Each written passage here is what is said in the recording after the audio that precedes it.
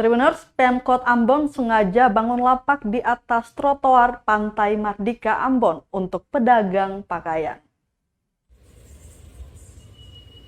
Rupanya pembangunan lapak di atas trotoar sepanjang jalan Pantai Mardika, Kota Ambon diperuntukkan bagi pedagang pakaian.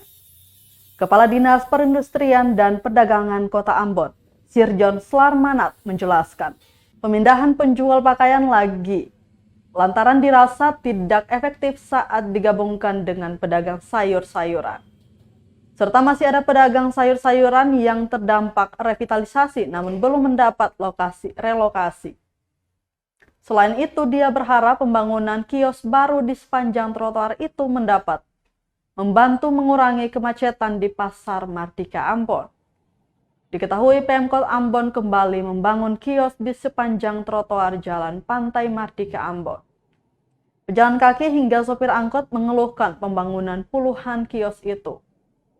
Sebelum itu juga, pada akhir 2020, telah dibangun 200 kios bagi pedagang yang terdampak revitalisasi Pasar Mardika.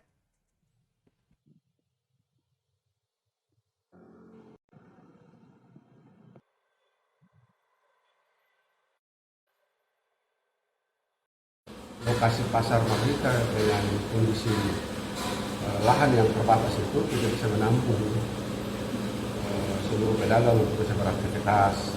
Nah, yang dibangun ini diperuntukkan nanti untuk pedagang yang semula itu mereka terdampak dan sudah punya tempat di Pasar